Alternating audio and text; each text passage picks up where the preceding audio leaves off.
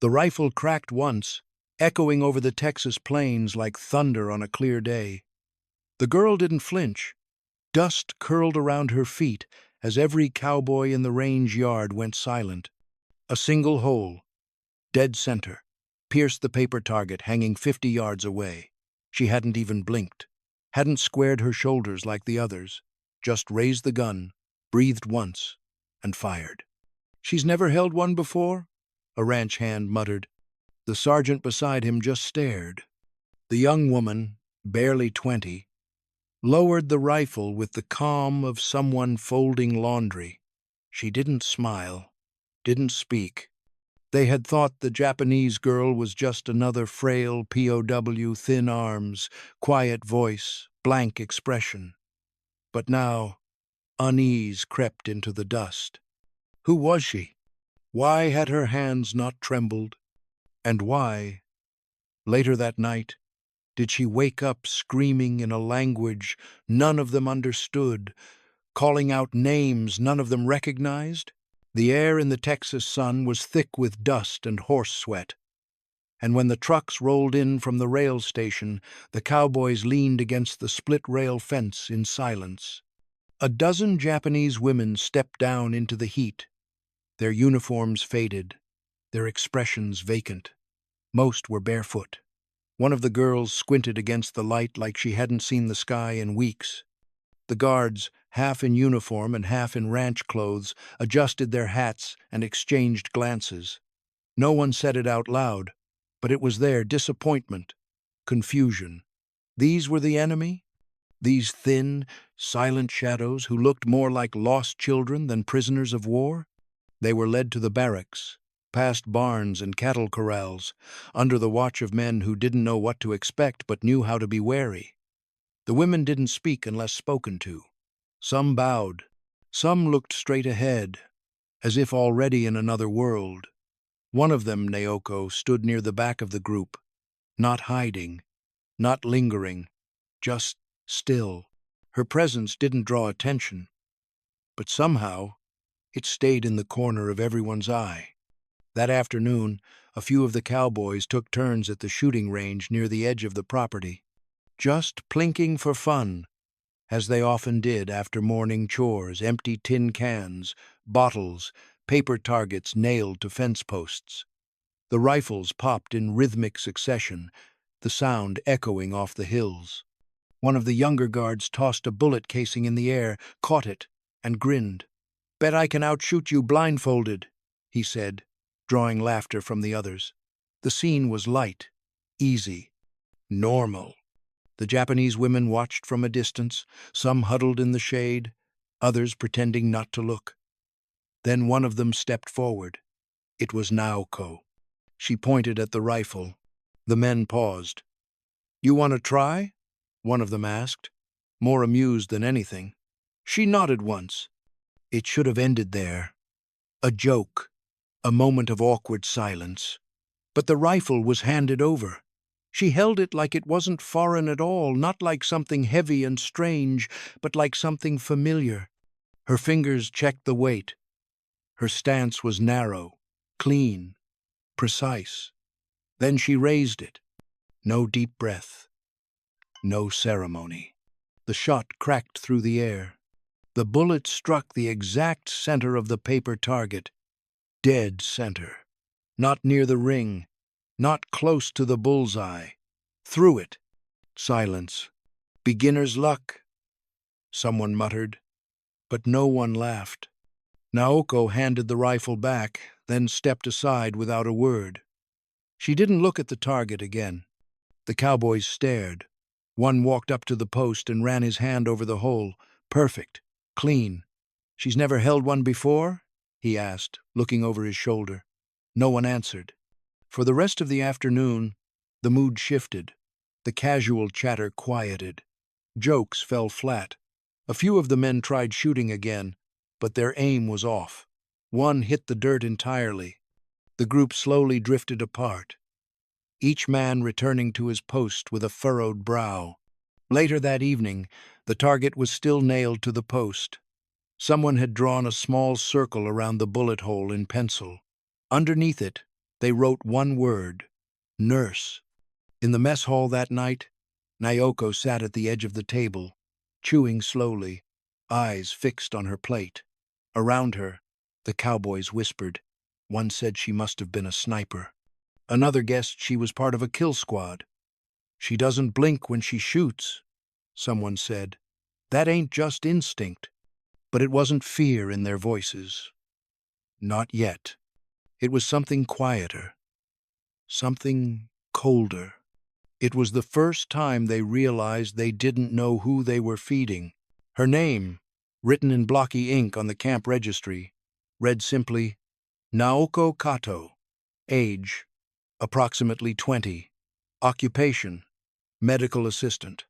No military rank. No known affiliations with any special unit. When the Americans had processed the prisoners after disembarkation, she had offered almost nothing in the way of words, just bowed her head, answered questions in clipped syllables. One of the translators had jotted down that she'd worked in a field hospital outside Nagoya. That was it. No mention of Manchuria, no mention of combat, nothing about rifles. The sergeant who took her in shrugged. Probably some orderly. Cleaned bedpans, changed bandages. That type. The others didn't argue, until that bullet hit center. After that, her silence no longer read as submission. It felt deliberate. She moved like a shadow in the mornings, rose earlier than the others, washed her face before the guards even sounded the first bell. She took the same seat for meals, at the far corner of the long wooden table, and waited until everyone else had served themselves before picking up her tray. Even then, she barely ate. Half a biscuit, maybe a spoonful of beans. She folded her napkin as if it were regulation. No one saw her chew. No one saw her smile. In the bunkhouse, the other Japanese women spoke quietly, mostly in whispers, sometimes soft laughter after lights out. But Naoko said nothing. She wasn't cruel. She helped sweep the floors, helped carry water. But she seemed unreachable. One girl said she thought Naoko had gone mute during the crossing. Another insisted she was a spy. But nobody pressed her. Whatever story lay behind her eyes, it was wrapped in too much steel. Cole was the first to notice how she walked. He'd done 2 years in the infantry before working security on the ranch, had seen men and women with hollow eyes and jittery hands. But Naoko was different. She didn't twitch, didn't scan the horizon like she was ready to bolt. She moved like someone who had done drills, straight back, head level, one boot in front of the other like it mattered. And that shot God. That shot. Cole found himself replaying it at night. The way she'd held the rifle, how her elbow tucked in just right. Not casual, not clumsy, precise. That wasn't luck. That was training. He tried asking the translator if he could talk to her. Just ask what kind of hospital she worked in, he said, trying to sound casual. The translator returned with a half answer. She said it was near the coast. Wounded soldiers, not officers. She did laundry. Sometimes injections. Cole frowned. She say anything else? She said. It doesn't matter. He started watching her more closely. Not out of suspicion, at least not entirely. There was something unsettling about the way she could disappear in plain sight. During chores, she'd blend into the motion, raking hay, washing buckets, scrubbing the mess floor. But every now and then, Cole would catch her standing completely still, staring into space like she was remembering something she didn't want to. One afternoon, he walked past the barn and saw her staring at the hills, arms folded behind her back, spine rigid. The wind caught her hair. For a second, she looked like someone standing at inspection. Military posture. Breath measured. Still as stone. He didn't call out. Just kept walking. That image burned into the back of his mind. Later, over a game of cards, he muttered to the corporal beside him, "They say she was a nurse." The corporal raised an eyebrow. "Well, I say she's something else." And in the back of Cole's mind, something cold began to settle. Whatever Naoko had done before, it hadn't been bedpans. The smell of gun oil clung to her childhood like steam to rice. Long before she stepped onto American soil, before the silence of the Texas plains, Naoko had lived in the cold-boned flatlands of Manchuria, in a barracks house with shuttered windows and a wood stove that never burned hot enough. Her earliest memories weren't of dolls or kites, but of shouted commands outside the window and the measured stomp of boots in snow. Her father was a weapons instructor at a small outpost on the fringe of the Kwantung Army's sprawl. He wore his cap square, kept his voice even, and taught boys how to kill. The compound was not built for children, but there were always a few. Officers' daughters, supply clerks' sons. They learned early to stay quiet, to listen. The walls were thin. Naoko learned to sleep through drills, to mimic commands in her dreams. Her brothers practiced bayonet thrusts in the dirt behind the barracks, grinning with a pride they didn't yet understand. They were still boys. But the Empire would make them soldiers. She wasn't supposed to be part of it. Not really. Girls were meant to serve, not fight. But her father had no daughters in his eyes, only trainees. In the evenings, when the barracks yard emptied and the drills quieted, he would bring her scrap wood and a broken training rifle. He never said, "This is yours." He simply placed it in her lap and waited. When she fumbled, he showed her again. When she hesitated, he waited in silence until she didn't. She was 7 when she hit her first can from 30 feet out. Her father nodded once, then turned away without a word. By 10, she could strip and reassemble the practice rifle blindfolded. She didn't ask why. She didn't need to. In Manchuria, everything had a reason. Every action was survival. Every silence meant something. The world outside was harder, darker. Naoko remembered whispers between her mother and aunt about Chinese partisans, about disappearances, about women gone missing on supply roads. Her father never spoke of it, but he kept his rifle near the door. When her eldest brother left for the front, he gave Naoko his field knife, not as a gift, but as a burden. Then came the winter the trucks didn't return. Her father, gone. No telegram, no explanation, just absence. Then her second brother, wounded, coughing up blood in a canvas stretcher, lasted only 3 nights. Her mother said little, just boiled water, wrapped the body, and walked out behind the barracks with a shovel. The snow kept falling. By 13, Naoko stopped asking questions. She stopped hoping anyone would come back. She kept her brother's knife hidden in the floorboards and practiced every night in the dark. Not because she thought she'd fight, but because it was all she had left of him. Her hands grew steady. Her feet learned silence. The barracks emptied more each month.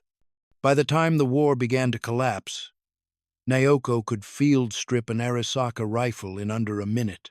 She had never once fired it at anything living. Not yet. When the air raid sirens reached Manchuria, Naoko was working in a requisition tent, stacking supplies, dressing wounds with trembling hands. She had been conscripted as a Tei Shintai, a volunteer corps assistant, but she knew more than they guessed. She saw the gaps in the defenses, the frightened boys they still called soldiers. She saw how quickly the Empire's voice lost strength when the tide turned. The officers were shouting louder now, but with less conviction. And then one morning, the flags came down. The radio crackled with an unfamiliar silence. Surrender. But no one explained what that meant for the girls left behind. With rifles under their beds and ghosts in their homes. Naoko packed what little she owned, folded her brother's knife into a cloth, tucked the rifle into a rice sack.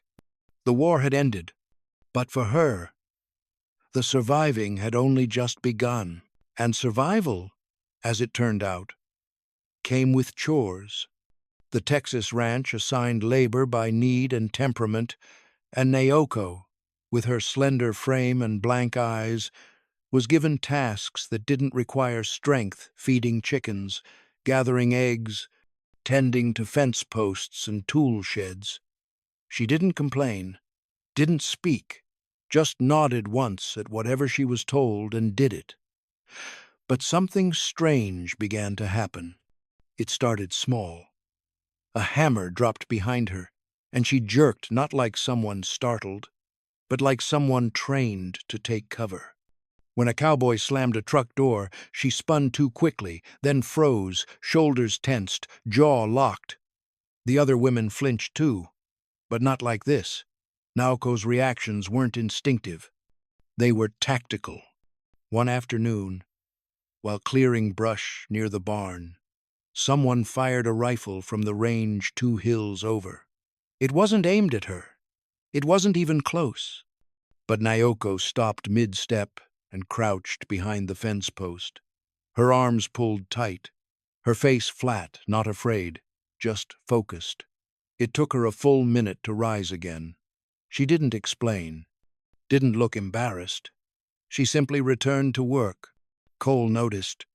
He was mucking out the stalls when he saw her standing near the hitching rail, watching 2 cowboys clean their rifles after morning patrol. She didn't blink, didn't shift her weight like someone bored or uncertain. Her eyes followed each motion: the click of the bolt, the wiping of the barrel, the way fingers curled naturally around the stock.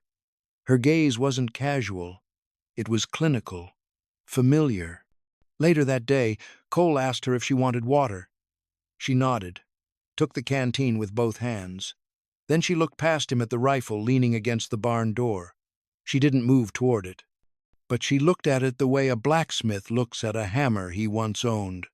"She's always watchin'," the corporal said that evening, half whispering over a game of checkers. "But not like the others. She's watchin' us, the way we walk, the way we hold things, like she's relearning something she used to know." Cole grunted. "Or remembering." They started comparing notes. One of the guards said she always stepped with her left foot first, always turned corners tight, like she was avoiding imaginary walls. Another mentioned how she never stood with her back to a door. Small things, nothing you could write up, but once noticed, impossible to unsee.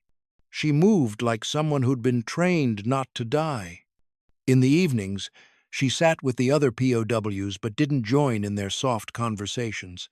Instead, she tied twine into knots over and over, her fingers fast and precise, undoing and redoing them like drills. She seemed to sleep lightly, rising before dawn without fail. A horse would whinny outside and her eyes would open instantly, tracking the sound. That kind of awareness wasn't natural. Not for a girl who was supposedly just a medical assistant. One guard, older, a veteran from Europe, watched her from the porch and said quietly, "I've seen that look before. On scouts, on snipers, people who had to stay alive by noticing everything, all the time." "She doesn't act scared," Cole said.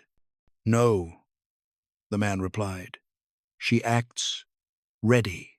By the end of the week, a quiet consensus had formed among the Americans. They didn't say it aloud, but they knew. She wasn't just remembering the war. Her body had never forgotten it. Cole wasn't looking for anything when he lifted the corner of Naoko's mattress. He was checking for contraband standard procedure. The guards were told to rotate bunks every week, just in case. Most of the women hid little things: a biscuit, a ribbon, sometimes a folded photograph. But beneath Naoko's thin bedding, pressed flat against the wooden slats, was a small paper box, handmade, folded from the cover of a Red Cross pamphlet, tucked and creased into a square no bigger than a fist. There was no lock, no string, just quiet purpose. Inside were letters, 10, maybe more, each folded with exact precision, corners aligned so tightly they looked like pressed leaves. They were written in a tight, clean hand ink, not pencil, and in Japanese, of course. No decorations, no names on the outside, just page after page of something private. Cole held them like they might crumble. He didn't read Japanese, didn't even know where to start. But something in the way they were folded, the weight of care behind each crease, told him this wasn't just scribbling. He handed the box to the corporal, who passed it to the interpreter, a lanky, soft-spoken Nisei from California named Hideo. Hideo read in silence for nearly an hour. When he finished, he set the papers down with a gentleness that looked like reverence. "Well?" Cole asked. Hideo didn't answer right away. He tapped the edge of the table. They weren't addressed to anyone. Not really. Just written. Like a journal?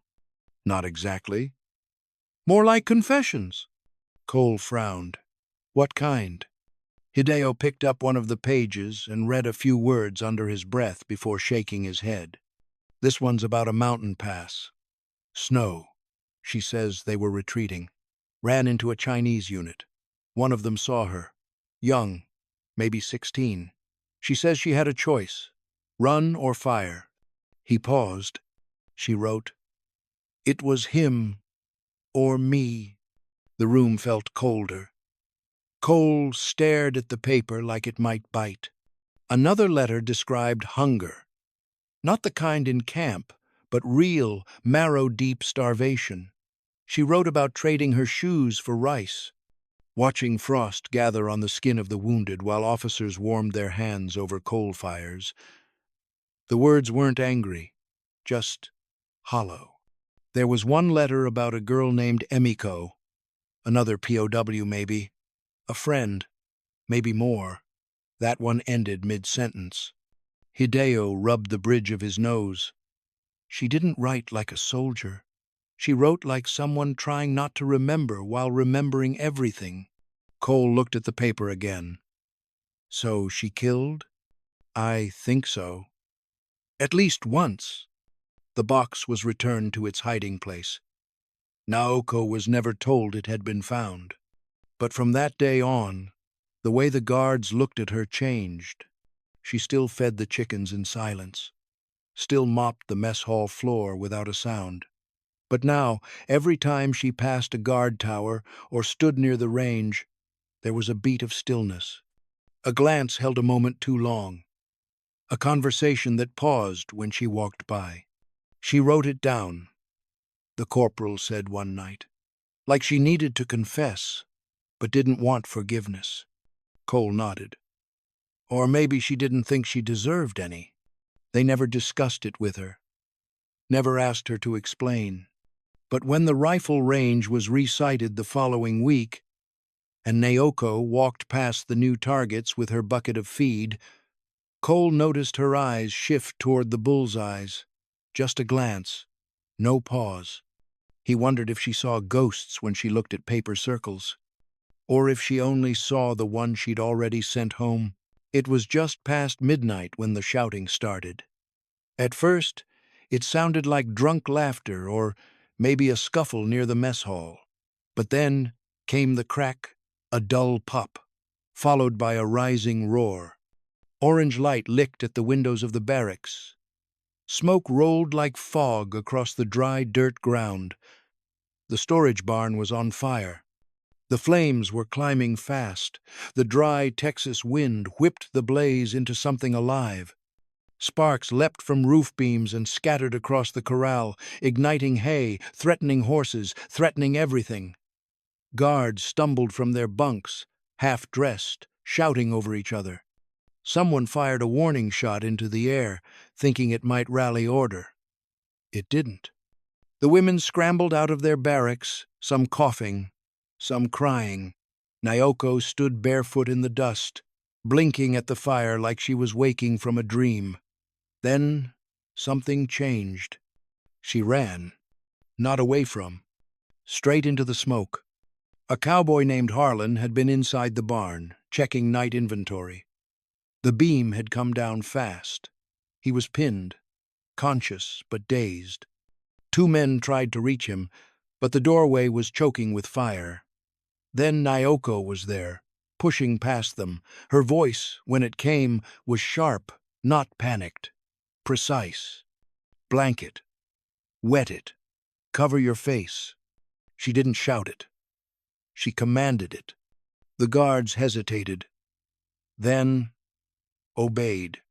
Inside, she ducked low, dragging a burlap sack through a water trough. The air was molten, but she moved fast, too fast for someone just reacting. She covered her mouth, braced the beam with a shovel handle, and pulled Harlan free by his belt. He cried out, but she didn't flinch. She half carried, half dragged him out just before the roof caved in. Then she turned on the crowd. "Water line there! Form a chain!" Hands moved before minds caught up. Buckets passed. The fire hissed in defiance. Someone barked that the ammunition crates were in danger. Naoko didn't blink. "Move them now. Cover with tarp." It wasn't fluent English, but it was loud. It was clear. It was her. 10 minutes later, the flames were dying. Half the barn was gone, but the horses were safe. The crates were untouched, and Harlan was lying on the grass, breathing, burned on one leg but alive. Naoko stood beside him, covered in soot, her braid scorched at the end. She didn't look proud, didn't even look at the others. She walked to the trough, washed her hands in silence, and returned to her bunk without a word. But everyone else was still staring. Cole stood near the wreckage, turning over the facts in his head.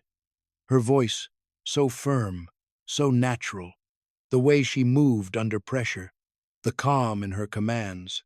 It hadn't been instinct. It had been training. One of the guards muttered, "That wasn't a nurse. That was a lieutenant." The whispers followed her the next day. The other women looked at her with something like awe. The cowboys, war-hardened, sunburned, and skeptical, spoke her name now in lowered tones. Not Naoko, the quiet one. Not the girl with the strange eyes. But Naoko, who saved a man without flinching. She didn't speak again. Not once. Not even when Cole offered her coffee that afternoon, or when Harlan limped past and gave her a shaky nod of gratitude. She simply bowed her head and kept her hands busy. But it didn't matter. They had heard her voice, and now they could not unhear it. The truth did not arrive all at once. It came the way winter had come to Manchuria, quietly, without warning, settling into the bones before anyone realized how cold it had become. It surfaced in fragments, in half-translated phrases murmured by the interpreter after lights out, in the way Naoko stiffened when certain names were spoken, in the way her eyes went distant whenever the wind cut sharp across the plains. Piece by piece, the story assembled itself until there was no room left for doubt. Near the Chinese border, in the last months of the war, there had been a unit that barely qualified as one. No officers worth the title, no supply lines, just wounded men, abandoned auxiliaries, and a handful of girls assigned to evacuate what could still move. The roads were gone, the maps useless. Snow swallowed everything, boots, bodies, certainty. Naoko had been there, attached in name only, carrying medical packs heavier than her own weight, tending to girls no older than she had been when her father first placed a rifle in her hands. The men disappeared first. Some fled, some froze where they fell, others simply walked into the white and never came back. What remained were the girls, huddled in a half-burned way station near a mountain pass, listening to distant gunfire echo like thunder trapped in stone. Chinese patrols were moving closer. Everyone knew it. No one said it out loud. The rifle had been leaning against the wall, half buried under coats and broken crates. It belonged to no one anymore. Naoko noticed it the way she noticed everything without drama. She cleaned it while the others slept, fingers steady despite the cold. When dawn came, she didn't ask permission. There was no one left to give it. The first shot came at mid-morning, a silhouette in the snow, moving too carefully. She watched him through the sights, breath shallow, mind empty. There was no hatred in it, no triumph, just calculation. Distance. Wind. She fired once. He fell. She remembered thinking, absurdly, that the sound was smaller than she expected. After that, there was no room for doubt. She moved when they moved, fired when she had to. Each shot was a decision weighed in fractions of a second. She wasn't protecting herself. She was protecting the girls behind her, the ones too weak to run, the ones who cried silently into their sleeves because they had no more tears left. By nightfall, the pass was quiet again. Snow fell, covering footprints, covering blood, pretending nothing had happened. Her friend Emiko had been hit during the retreat. Not by a bullet, by shrapnel. A piece of metal no bigger than a fingernail lodged under her ribs. Naoko carried her until her arms went numb, laid her down behind a rock outcrop, tried to stop the bleeding with hands that had stitched 100 other wounds. Emiko smiled once, very faintly, and said Naoko's name like it was an apology. Then she was gone. Naoko stayed there for a long time after. Longer than was safe. Long enough for the rifle to feel heavy in her hands for the first time. She surrendered 2 days later. Not in defiance. Not in fear. She walked toward the patrol with the rifle held out, muzzle down, eyes level. They shouted. She didn't understand the words. She understood the tone. She dropped the weapon, knelt in the snow, and waited. The worst part wasn't captivity. It was survival. Back in Texas, none of this was spoken aloud by her.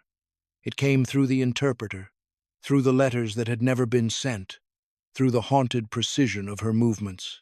The cowboys listened in silence, hats in their hands, realizing that the woman who had stood so quietly among them had already crossed a line none of them could imagine.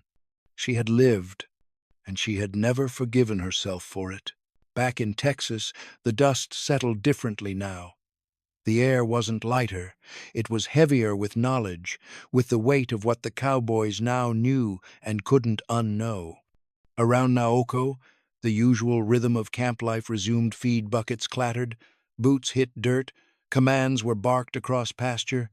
But every time she walked past, conversations slowed, hats were tipped lower.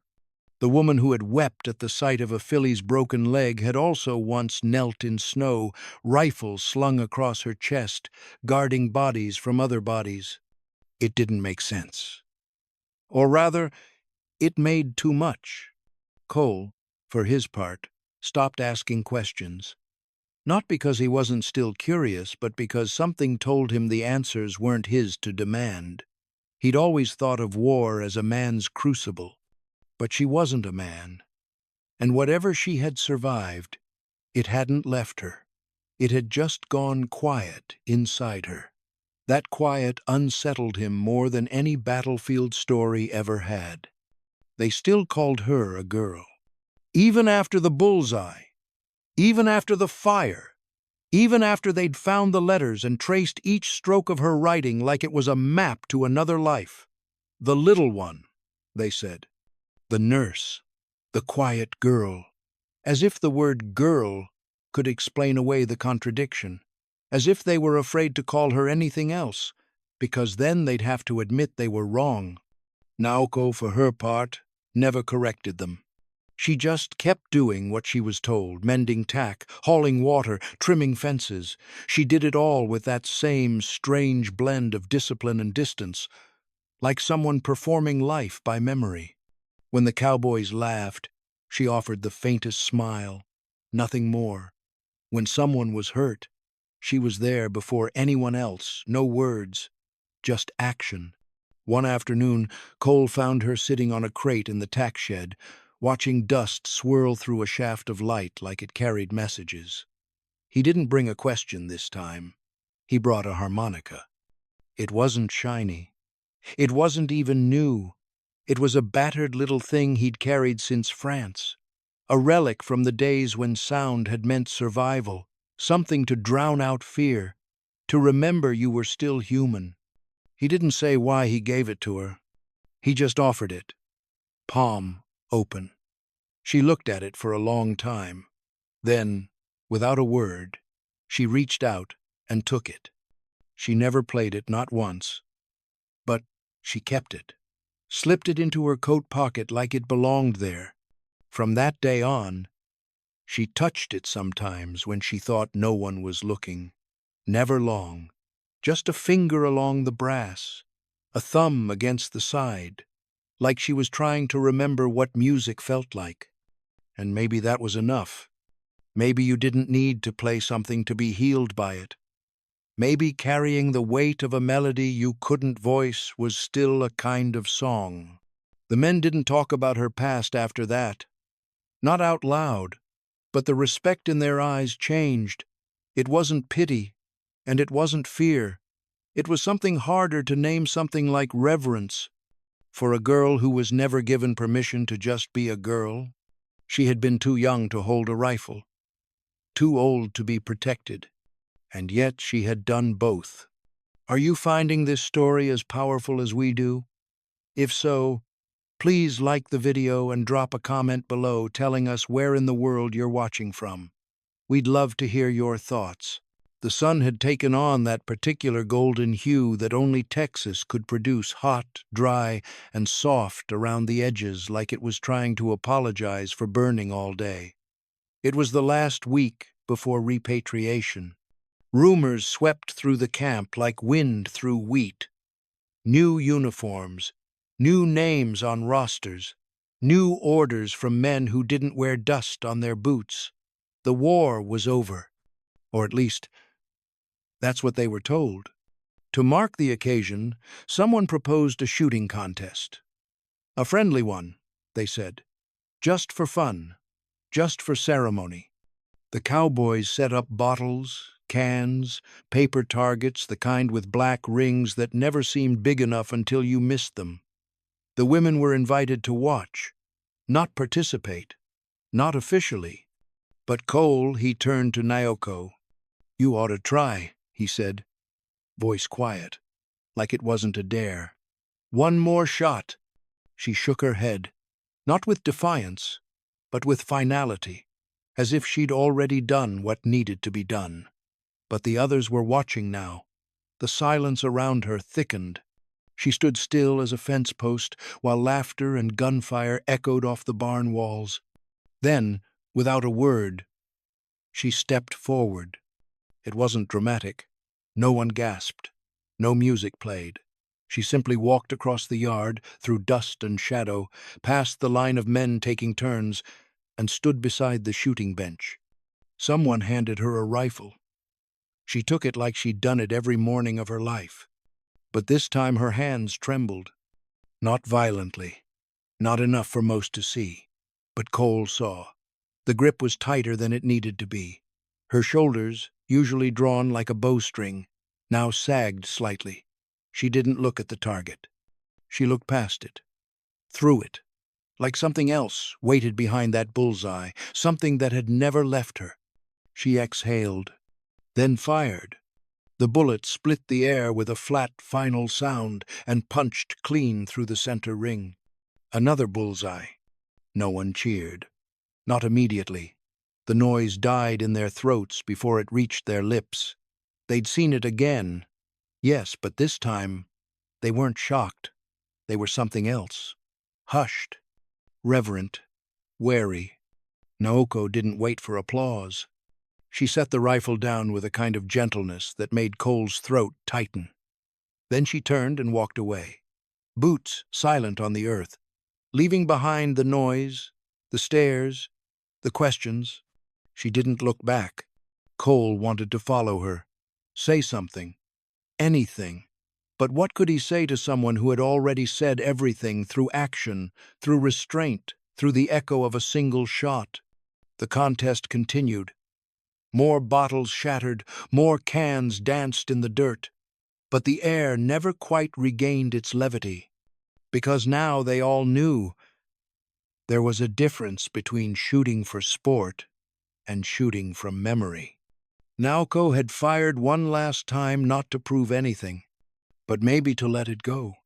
Whatever lived in her hands, whatever training or trauma made her body react before thought, she had acknowledged it, faced it, then turned her back on it. One more shot, and that was all. She didn't speak for the rest of the day, but she kept the harmonica in her pocket, and sometimes she pressed her fingers to it, like it, too, was a kind of weapon, or maybe a kind of peace. The ship came early. No fanfare, just a gray outline over the horizon that grew sharper by the hour. The wind changed that morning, cooler, quieter, as if even the land had decided it was time. No one said much. No one ever did on Repatriation Day. A few guards stood straighter than usual.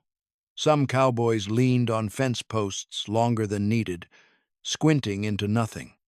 Others pretended to check saddles they'd already checked. You could smell coffee, but no one drank it. Naoko did not say goodbye. She packed the way she lived, precise, silent, unhurried. But what she left behind spoke louder than anything she could have carried. Cole found the harmonica first, nestled in the crease of her blanket like she wanted it to be found but not retrieved. Then the letters tied with string, written in ink so crisp it looked like it had been pressed into the paper rather than written. He didn't open them. He didn't have to. He'd seen enough men write their pain and enough women bury it. And beneath the folded wool, flat against the wood, lay the camp's iron shooting badge awarded once a year, rarely given to outsiders, and never to a prisoner. Except her. She hadn't kept it.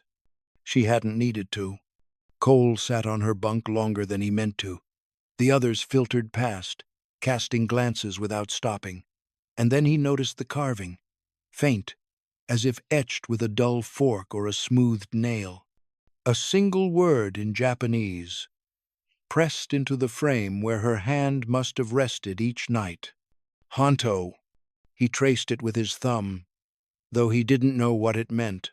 Later, he'd ask someone, a translator, a teacher. Years down the line, someone would tell him truth. But that day, he didn't ask. That day, he just stared at it. A word small enough to miss, but cut deep enough to last. Naoko had come to them as a ghost, a shadow under a straw hat, a nurse with calloused hands and eyes that looked right through you. She left as something else entirely. Not a soldier, not a prisoner, not even a mystery. Just a person. A person who had known what it meant to kill and still tremble when a horse bled, who had saved a man from fire but left no name on the report. Who could put a bullet through a target, then walk away before anyone said her name? That night, Cole walked out past the barns, past the gates, all the way to the ridgeline where the land dipped and the sky opened wide. He pulled the harmonica from his pocket and held it up to his mouth, but he didn't play it. Instead, he watched the stars settle in, and he remembered her. Years later, he'd tell his grandson about her. Not often, just once, maybe twice, and he wouldn't get it right. He'd leave things out. He'd change the order, but he'd always end the story the same way. She left behind one word, he'd say. Didn't say it, just carved it into wood. It meant truth. And the boy would ask, "What truth?" And Cole would answer, "That even in war, even in silence, there are people you meet once and remember forever." If this story moved you, please like the video and tell us in the comments where you're watching from. And thank you for remembering a piece of history the world nearly forgot.